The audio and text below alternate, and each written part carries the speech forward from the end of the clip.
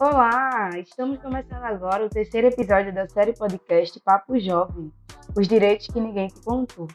Para começar a conversa de hoje, vou te introduzir a história de luta pelos direitos sexuais e reprodutivos das mulheres cis. No Brasil, os movimentos de mulheres e feministas tiveram uma atuação fundamental ao longo dos anos 80, lutando por direitos, pela justiça social e pela democracia, incorporando como prioritário na sua agenda o tema da saúde da mulher e dos direitos reprodutivos. Nesse período, a luta das mulheres focou na conquista do direito a decidir sobre o seu próprio corpo, permitindo que fosse pensado nas questões relacionadas à vivência da sexualidade, prazer sexual e sobre a construção dos papéis de homens e mulheres na sociedade. Todas essas reflexões impactaram e muito na busca pela efetivação dos direitos sexuais e reprodutivos, e principalmente pelo direito de viver sua orientação sexual e suas escolhas reprodutivas sem violência.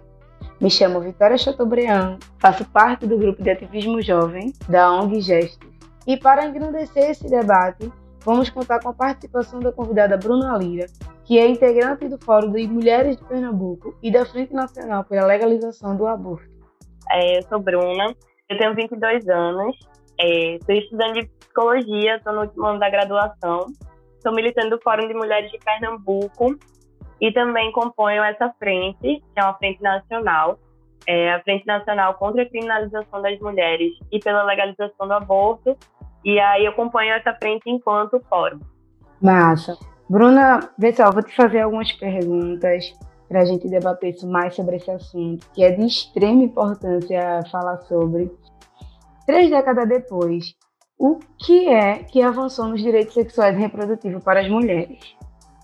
Vitória, acho que essa é uma pergunta dificílima assim, de falar sobre, porque a gente vinha num processo de avanços, né? A gente vinha num processo. Acho que um dos principais avanços que a gente pode destacar nesses 30 anos de redemocratização foi o próprio SUS, né? A própria existência de um sistema único de saúde que garante esse atendimento. Aí eu vou destacar também a política de atenção integral à saúde da mulher, foi 2004, que fala muito sobre esse atendimento humanizado, esse atendimento integral, que leva em consideração todas as dimensões da vida das mulheres. Então a gente tem no papel várias diretrizes e várias políticas públicas que vieram desse avanço mesmo, né, dentro dessa luta. Ao mesmo tempo, o que a gente vive hoje em dia é um retrocesso muito grande dessas conquistas. Então, meio que a gente está tendo que lutar pelas coisas que a gente já conquistou. Assim, vou dar um exemplo, falando sobre o aborto legal. Aqui no Brasil, a gente tem alguns casos em que é permitido esse aborto, e no caso de estupro e no caso do risco de vida à gestante, esses direitos são garantidos desde 1940. Ou seja, faz muito tempo, mesmo antes da ditadura, já eram direitos garantidos. E aí, hoje em dia, em 2021, 2020, a gente vê pessoas, forças políticas que estão tentando transformar o aborto ilegal em todos os casos. Então, a gente vê coisas que a gente, em tese, já avançou, que a gente vinha avançando na discussão e que hoje em dia está retrocedendo, infelizmente. Mas, para não soar tão desesperançosa também, acho que essa pergunta tem um outro caminho, que eu acho que dentro da luta pela legalização, não só na luta pela legalização do aborto, mas pensando na luta por direitos sexuais e reprodutivos de uma maneira ampla, a gente tem avançado nas discussões. Porque, tipo, antes, a luta por direitos sexuais e reprodutivos se pautava muito na experiência da mulher cis, branca, hétero, como se fosse uma experiência universal, como se todas as mulheres tivessem essa experiência. E aí, justamente pelo tensionamento das feministas negras, pelo tensionamento do movimento LGBT, a gente vê um avanço na discussão mesmo, assim, de ampliar essa discussão para outras experiências, para outras mulheres. Então, acho que nesse sentido a gente vem avançando, assim, dentro dos próprios movimentos, nessas discussões. Eu sempre estou lá pautando nesse assunto, porque é de extrema importância saber que, independente se você quer ou não praticar, você tem que respeitar. É um direito de escolha de outras mulheres e o respeito é a base, né? Bruna, qual é o principal desafio hoje para a defesa dos direitos reprodutivos? Eu acho que é um pouco isso que tu tá falando, assim, né? Desse não respeito. Que eu acho que é o não respeito no nível individual mesmo, das relações que a gente tem no dia a dia, Mas o problema é que, para além disso, é um desrespeito por parte do Estado. Então, o Estado não garante esses direitos. E aí eu acho que o principal, assim, a ameaça maior que a gente tem hoje em dia é esse avanço do fundamentalismo religioso. Esses caras que, enfim, muitos são homens, mas tem também, sei lá, a ministra Damares da vida, que quer ditar como tem que ser a experiência das mulheres e tendo como viés essa coisa religiosa, né? De querer proibir direitos que a gente já tem. Essas ameaças, elas são atualizadas, elas vêm com nomes diferentes, projetos de leis diferentes, projeto de emenda constitucional, decretos, notas técnicas, enfim, com um monte de número diferente, mas no centro, assim, o que tem é a repetição, por exemplo, da ideia da vida desde a concepção, que, assim, na prática significa proibir o aborto que é legalizado em qualquer caso, sabe? A gente vê também dentro das escolas que deveria ter uma educação sexual para as meninas, para as mulheres que estão crescendo, a gente vê esses fundamentalistas dizendo que é ideologia de gênero, não pode falar dessas coisas não na escola, não. Então, esse processo do fundamentalismo religioso, ele atinge a gente de vários jeitos, né? Em vários lugares diferentes, na educação, dentro da saúde. E também, eu acho que não dá para tirar de jogo, assim, o próprio desmonte do SUS. Porque se não tem SUS, não tem nada disso. Assim, não adianta ter um papel se não tem dinheiro para manter as unidades básicas de saúde, as maternidades, os direitos sexuais e reprodutivos caem por terra, assim. E aí, velho, tem um negócio que rolou, assim, não só no Brasil, né, porque eu tô falando muito do Brasil, mas isso é um movimento do mundo todo. Teve esse processo que rolou, que foi o Consenso de Genebra, que foi o Brasil, mas vários outros países no ano passado, em 2020, se reuniram, acho que cerca de 30 países, e assinaram esse acordo, esse consenso, meio que querendo fazer mundialmente falando, tentando proibir o aborto, o avanço, né, da legalização do aborto, mas também os direitos sexuais e reprodutivos das mulheres, tentando proibir, falando muito dessa coisa da família, outra coisa que eles falam muito, né, essa defesa da família.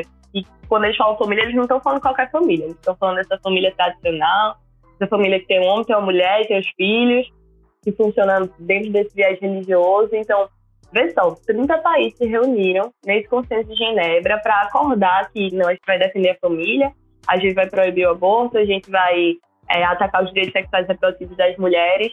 Então a gente tem uma ameaça que não é só aqui no Brasil, é uma ameaça articulada, né?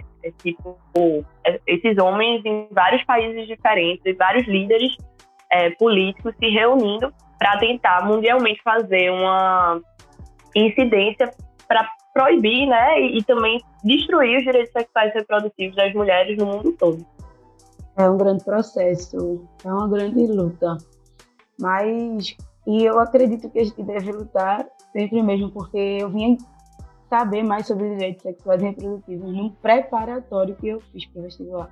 Na minha escola, eu também comecei a apresentar, mesmo não conhecendo a GEST na época.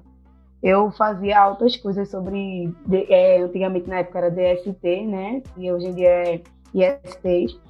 E, cara, eu revolucionei a minha escola, praticamente, porque eu sempre fui em busca dos meus direitos, por viver com HIV, e isso também é de extrema importância, ter meus direitos, saber sobre eles, e levar também o que eu sabia sobre, né? Eram as melhores aulas que eu tinha na escola, por isso que eu me identifico tanto, e essa luta é importante. E, Bruna, a gente vê várias falhas assim no nosso país, né? No que diz respeito ao acesso à contracepção, à informação sobre direitos, gravidez, parto. Tu poderia falar um pouquinho para a gente sobre isso? Eu acho que a gente vê várias dificuldades em relação a esse acesso, e com a pandemia eu acho que tudo isso ficou bem escancarado, assim. A gente é um dos países que tem mais violência obstétrica. Quando a gente vai falar sobre gravidez, parto, né, tem muitas experiências aí no meio, tem muitas formas diferentes de vivenciar. E aí a violação de direitos vem desde, por exemplo, não ter acesso ao pré-natal. Agora isso é uma coisa que a gente está vendo muito na pandemia. Porque muitas unidades de saúde, muitas pessoas e de maternidades, muitas equipes de saúde foram realocadas para lidar com essa crise do Covid. e não colocaram ninguém no lugar. Então, assim, as mulheres não estão tendo acesso a ter esse acompanhamento durante a gravidez, a ter informações durante a gravidez, um acompanhamento adequado no parto. Aí, quando chega a hora do parto, tem a violação de direitos, principalmente em relação às mulheres negras, por causa da violência obstétrica. Então, enfim, a violência obstétrica pode ser várias coisas, mas é uma forma de tortura. Você imaginar uma mulher que está parindo, é um processo extremamente complicado, assim, que envolve o corpo inteiro, que envolve a mente, e ter pessoas que estão violentando ela durante esse processo, né? E a gente vê que isso se torna ainda mais intenso no caso das mulheres negras. E aí, pensando também que, ao mesmo tempo que tem um Estado que quer proibir o acesso ao aborto, o poder de você decidir sobre o seu próprio corpo, ele, ao mesmo tempo, impõe a esterilização compulsória para outras mulheres, principalmente as mulheres, por exemplo, mulheres que vivem em situação de rua, mulheres encarceradas. A gente vê casos absurdos de, no parto mesmo, durante a cesárea, já emendar com cirurgia de trompas sem o consentimento da mulher. Isso é uma prática que é utilizada no Brasil, uma prática eugenista, né, de seleção, que é meio que o Estado dizendo quem pode parir e quem não pode, quem pode continuar tendo filho e quem não pode. A gente vê também uma dificuldade de acesso aos contraceptivos, isso com a pandemia ficou pior também, então não tem acesso a contraceptivo gratuito, não tem acesso à informação dentro das escolas. Isso é outra coisa, assim, que tem um lema na luta por direitos sexuais e reprodutivos, que é educação sexual para decidir, contraceptivos para prevenir e aborto legal e seguro e gratuito para não morrer. Então, começa na educação sexual, né? Não dá pra gente discutir os direitos sexuais e reprodutivos, o direito aos contraceptivos, se a gente não fala de uma educação sexual nas escolas, nas unidades básicas de saúde. Pois é. Eu tenho uma história, tipo, muito louca. Eu sempre gosto de trazer aqui porque trata-se de inspiração para outra pessoa, né? E era para mim ser fruto de um aborto. Na verdade, minha mãe tentou de várias formas me abortar, tudinho. E como também ocorreu dela fazer vários outros abortos no passado, porque ela era uma profissional de sexo. E, tipo, é uma coisa que acontece naturalmente, sem você esperar, vai lá para um filho. E ela não estava preparada, não tinha condições, viajava muito, tudinho. Eu super entendo o lado da minha mãe. Antigamente eu entrava muito em conflito com ela, mas esperei, aprendi a lidar, amadureci, entendi as circunstâncias, tudinho. E estou vendo isso de uma forma totalmente ampla. Ver bem, eu era para ser fruto de um aborto e hoje em dia eu estou aqui lutando para que as pessoas garantam o seu direito de querer ou não ser mãe. Tipo, para mim é isso. E também ter os seus direitos reprodutivos garantidos pelo SUS, que é um direito de extrema importância que a gente tem que ter sempre nas mãos, porque a gente é pobre, é de periferia, a gente entende a dificuldade, eu sei, porque eu vivo essa situação, então eu posso dizer e afirmar. Bem, Bruna, há situações que permitem legalmente a interrupção da gravidez. Quais são esses tipos de situações? Antes eu queria falar que eu acho super importante tu trazer a tua experiência, porque de fato, a gente conversa sobre direitos sexuais e reprodutivos. Até o nome é complicado. Até um nome comprido, que às vezes fica parecendo um negócio abstrato, ninguém sabe direito do que é que a gente está falando. E aí trazer para o perto, né, trazer para a gente, faz com que a gente perceba que é isso. Tá na vida de todo mundo, faz parte da trajetória da gente. Então, não dá para dissociar. Mas sobre isso do aborto que é permitido hoje em dia por lei, o aborto ele é permitido em casos de estupro, em casos de risco de vida à gestante, que aquela gravidez ela é um risco de vida para aquela mulher, e também, desde 2012, passou a ser permitido no caso de bebês anencéfalos, né, que são bebês que podem até vir a nascer, mas que com poucas horas ou poucos dias eles falecem, né? A medicina mostra isso, e aí a gente conseguiu aprovar também que, no caso de bebês anencéfalos, essas gestantes possam fazer o aborto legal. E aí, uma coisa que eu queria destacar, assim, que às vezes pouca gente sabe, mas no caso do aborto por estupro, quando essa mulher ela chega no serviço para realizar o aborto legal, ela não precisa realizar hoje em dia corpo de delito, né? Exame do corpo, assim, não tem nada invasivo nesse sentido, sabe? E também não precisa depor contra o estuprador, isso não é obrigatório, ela não precisa fazer uma notificação à polícia compulsória, né? Então, basta chegar, conversar, vão ter psicólogas que vão acompanhar esse processo e esse direito ali é garantido. E quais são as maiores dificuldades, mulher, das mulheres vivenciarem esse tipo de direitos e serviços?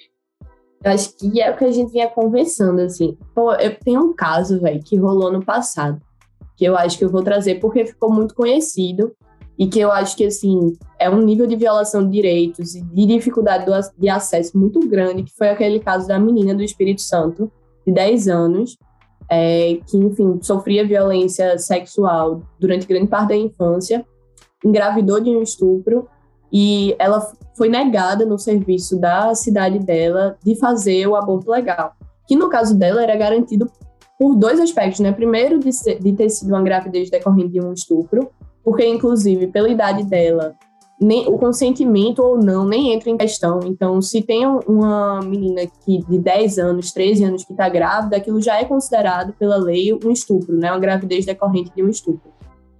E também por ser risco à vida dela. E ainda assim, ela seria permitida fazer esse aborto legal por dois motivos. Ainda assim, foi negada na cidade dela, teve que viajar até o Recife para fazer esse procedimento. O nome dela foi vazado. Quando ela chegou aqui, tinha aquele bando de religiosos na frente, né, chamando ela de assassina, rezando na frente. É uma distorção também muito grande da própria religião, você transformar a religião, que é como estava falando, que deveria ser uma coisa de amor, em algo que culpabiliza. Ver uma menina de 11 anos, 10 anos, uma menina de 10 anos, estava fazendo um procedimento. Imagina o sofrimento que ela passou, que ela já passava. E quando ela vai acessar esse direito, que é um direito dela, ela foi, o que a gente chama de revitimizada, né? Tipo, passou de novo para um processo de violência, uma violência por parte do Estado. Assim, apesar de estar na lei, na prática tem profissional que se recusa a fazer esses procedimentos, né? Tem profissionais que realizam a violência também nos serviços, com essas mulheres culpabilizando. Mas a gente está aqui falando, né, para ver se a informação chega até essas pessoas e ela entenda a nossa luta, entenda o porquê da gente estar aqui falando sobre isso, garantam seus direitos e vivam uma vida sabendo que os direitos delas estão lá garantidos, que é lei, que independente de ser número ou não, a gente tem que vivenciar. E, Bruna, na tua opinião, o que está sendo feito para que esses direitos sejam respeitados? É isso, assim, o que a gente tem hoje em dia é a militância, são os movimentos sociais, é gente organizada tentando alertar a população e as mulheres no miudinho também, né? Porque a gente sabe que existe a rede entre as mulheres, né, no cotidiano. Então, tipo, uma ajuda a outra, uma tá ali junto da outra quando dá BO, quando dá um problema, para ajudar, para estar dando uma força. Eu acho que isso também é uma forma de resistência, é a gente formar essa rede entre a gente, né? Para além dessa coisa, para além do Estado, a gente formar uma rede entre a gente, de ajuda entre a gente. Desde, tipo, as mulheres que ficam com os filhos da vizinha quando a vizinha vai trabalhar. Eu acho que isso também é uma forma de estar tentando assegurar minimamente, da forma como a gente pode, os direitos daquela mulher de trabalhar, de continuar criando os filhos. Então, a gente, né, sempre inventou formas de se ajudar, de dar essa força. Mas eu acho que o enfrentamento ao Estado é essencial, assim. E é o que o movimento social tenta fazer. É isso. Acho que a esperança está aí. Verdade, pois é. E ressaltando sempre que trata-se de um respeito à escolha do próximo, às ideias do próximo, às opiniões, respeitando sempre tanto seu espaço como o do próximo. Isso é de extrema importância. E, Bruna, amor, eu agradeço muito de coração a sua participação. Você sabe que é muito importante que a gente bata nessa tecla, fale sobre esses assuntos. A autonomia dos nossos corpos deve ser nossa e de mais ninguém sempre, sempre e para sempre. Entendeu? E que a gente se respeite e respeite o próximo. E foi incrível. Muito obrigada. Muito obrigada de verdade, Bruna, por ter esse tempo para a gente debater sobre esse assunto. Espero que você possa vir debater com a gente mais vezes. Já está agradece, o nosso projeto agradece. Muito obrigada, Vitória. Adorei o convite, adorei conversar contigo. Aprendi muito também. E vamos embora, velho. É o que você está falando mesmo, assim. Acho que é continuar na luta e continuar batendo nessa tecla, né? Como tu falasse. Valeu mesmo pelo convite e estou sempre à disposição. Bem, pessoal, chegamos ao fim do nosso terceiro episódio. Agradecemos a você, ouvinte, que ficou com a gente até agora e a todos que participaram e fizeram esse projeto acontecer. Fiquem ligados que na próxima semana fechamos a nossa série. Se liga nesse spoiler, pega essa visão, a gente tem direitos. Beijos, até a próxima semana, contamos com vocês. Tchau, tchau.